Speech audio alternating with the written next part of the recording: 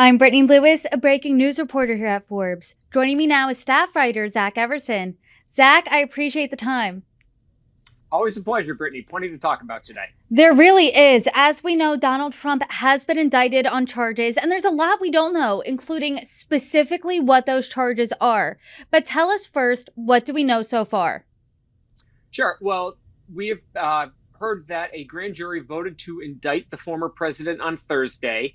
And that is the extent, really, of what we know for sure. There have been reports that he is going to turn himself in to be arraigned on Tuesday. The general thought is that he will, get booked, and there will be a mugshot and fingerprinting.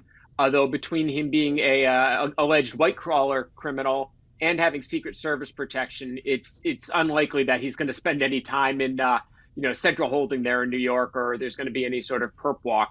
It is believed that the charges stem from business filings specifically related to the hush money payments that he sent to Stormy Daniels in the waning days of the 2016 campaign, and that the way they recorded those filings on those payments rather in business filings could be a violation of state law. Michael Cohen, Trump's former fixer, went to jail for charges stemming from these very payments back a few years ago, I believe in 2018, 2019. So how did this get a second wind? It's an excellent question. I just finished reading Mark Pomerantz's book, and he was a attorney who came out of retirement to work on this investigation, and then famously left once Alvin Bragg came on, and it was clear that Bragg was not going to prosecute it in the way that his predecessor Cy Vance would have as a Manhattan DA. And they referred to this as the zombie case because it kept coming back from the dead. It was one of the earliest things they looked at, and then it died, and then they kind of came back and looked at it again. I don't know what made them think this time it's worth it. Pomerantz in his book had a very thorough argument as to why those charges could have been brought right after Trump was out of office. And yet here we are a couple of years later, and it sounds like they're coming around again. So I'm not sure. Pomerantz didn't think it was likely they'd find any more evidence or get any more witnesses. I mean, they'd really reached out to a lot of people here, but it seems like something has changed. You've been tracking Trump's lawsuits and investigations, and to your count now, you have over 40 that you're looking at. You've said before, though, in our previous conversations, that you believe the most serious investigation stems from the classified documents that Trump had at Mar-a-Lago. Do you think he could be indicted for any of these other 40 investigations, lawsuits that he has now if he's indicted on Tuesday?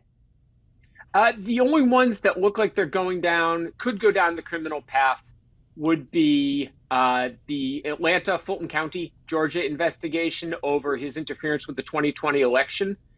And the Department of Justice is supposedly looking at his role related to January 6th, as well as the documents.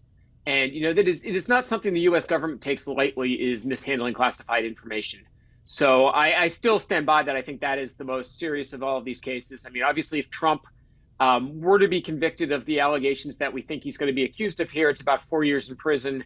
But, it's a long way to get where he is now to conviction. I think that the thing that'll be harder will be on the documents. Zach, I do want to take a step back here and just settle with this news for 1 second. A former U.S. president has been indicted. What is the weight of this? How big is this? Yeah, it's a hell of a sentence. The DA put out a statement yesterday saying that Trump was going to surrender. And again, that's the former president of the United States is about to surrender. It is, like so many other things with Donald Trump, it is both shocking and not shocking. We are in uncharted territory, but we've kind of been expecting that we might end up here for the past several years. So, everything we're doing now is making precedent, and it'll be fascinating to see what happens here. Zach, speaking of things that are both shocking and unshocking, immediately after news of the indictment broke, Donald Trump began fundraising off of this development. Are we in a political landscape now where an actual indictment could inject life into his campaign that could propel him even further to being the frontrunner of the GOP presidential nominee? It's possible. We did see the GOP coalesce around. Apparently, it's like the one thing I think that the GOP really stands for is not allowing any criticism of Donald Trump. That's the one thing that really bonds everybody together, and that happened again yesterday. But he's been fundraising, and other candidates have been fundraising off a potential indictment for quite some time. So it's not too surprising that they went ahead, and now that actual indictment hit, they did. And they're not alone in that. I'm seeing a lot of government watchdogs and nonprofits send out emails yesterday, and they weren't hard fundraising solicitations, but that's part of why they send them out, is to remind you they exist. And it's a good time to raise money in Washington. Speaking of the indictment, we actually haven't even seen it yet. When will that be unsealed? When will the public actually see the indictment of former President Donald Trump? Reportedly, that will happen on Tuesday when he is arraigned. CNN reported last night it might happen a little bit earlier, in that they expected a copy of it would be provided to Trump's attorneys before he turns himself in. And if that's the case, there's a chance the attorneys could make it public at that point. And what exactly does him turning himself in look like? Is this going to be a big media spectacle? Are there going to be a ton of protesters? Will this be more subdued? What can we expect when he goes to Manhattan? Oh, it's going to be a big media spectacle. I mean, CNN had a live shot outside of Trump Tower in New York last night at 11:30, where nothing was happening. We are going to see a lot of coverage there, a lot of running around trying to find Donald Trump. It's expected that the Secret Service will try to keep him out of the public eye, not for his own publicity's sake or reputation, but for security reasons. So he could very well be ushered out of Trump Tower underground and taken in to the courthouse underground as well, in a parking garage. So we'll see. But yeah, it's going to be a complete madhouse. Zach, you mentioned that this is the case that's a zombie case. It keeps coming back from the dead. Many critics have called it a witch hunt. What is the truth to that? Is this political? I think it was Richard Nixon who said something along the lines of, like, everything is political.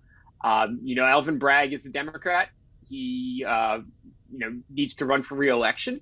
On the other hand, again, listening to I listened to the audiobook of the Mark Pomerantz, and I highly recommend it. And one of the things he kept saying was that we did not consider this a political case. This is something we would have brought against anybody who did this. You look at the seriousness of the allegations, how rampant they were, the fact that Donald Trump has a history of doing things like this, where you look at the foundation and other issues, that this would be a charge they would bring against anybody. So the fact that it was the president of the United States should not give them pause on doing it here. But he did acknowledge that there are a lot of people who were involved in that case who did not think all that highly of him, especially after January 6th. They're saying that these are serious allegations. Is this a slam dunk? What are some of the challenges that the prosecution is facing? Well, from what we know about the case, it stems on the fact that it's a felony, stems on them being able to connect the business filings to a greater issue. So the business filings by themselves is a misdemeanor in New York. What they need to do is connect it to another allegation. And what reportedly is going to be done there is that it's going to connect to campaign finance fraud, and that the payments to Stormy Daniels were not reported as an in-kind contribution. And the difficulty with that is there is no precedent in New York State for connecting a case like that, taking a state crime that's a misdemeanor and connecting it to a federal one. That's the issue right there. So never mind the fact that it's Trump and a former president. That alone is a groundbreaking part of this trial. So it could very well be tossed. They could toss the felony aspect of it, and we may end up seeing Donald Trump being, taken to court for a misdemeanor. So this is unprecedented on multiple fronts here. Yeah, absolutely. I mean, it is fascinating to watch this. When you look at elections, and we've gone through them before, you see how they play out, and there's similarities. Sure, something new happens every time, but this is like January 6th, where it was the first time we've had a transfer of power in this country that wasn't peaceful. Once again with Trump, we are in uncharted waters. We've talked time and time again about how Trump's core base remains unwavering, will not move based on this news. But it might not be up to them. Would an indictment force him to not run, or he can still run as he wishes? Oh, yeah, he can still run. And this case likely won't be resolved until after the next election. I think Reuters reported that it usually takes about a year for an indictment to lead to trial in New York City. And that's usual. We're dealing with the new case of, again, the president of the United States, who is also an expert at delaying in the legal system. We have that tracker that shows that, where anytime he can throw a motion to delay, anytime he can appeal to the Supreme Court, he will go ahead and do that. And in fact, that's one of the reasons that Pomerantz thought that they should take the charges against him in the first place, was the fact that the Trump organization did not cooperate in any way with the original investigation. They pushed back. The DA had to go to the Supreme Court to get documents turned over, and even then there were still some problems. So, we're going to witness a masterclass in delaying the New York State legal system. That's an interesting way of putting it, a masterclass. You said his tried and true legal strategy, delaying.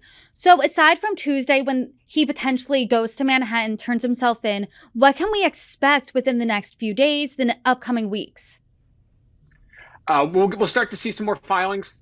We're going to see some arguments about trying to dismiss is obviously one of the first things that Trump is going to try to push out there. Just again saying this for whatever reason doesn't apply.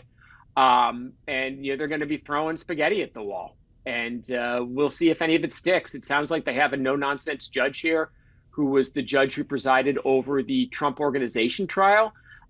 So certainly, somebody who sentenced them to pay a severe fine previously. So they will, a lot of their stuff that they're going to throw probably won't stick, but they're going to throw it anyway. Zach, as this story continues to unfold, I hope you come back on and continue to break it down with us. Zach Everson, thank you so much. Thank you.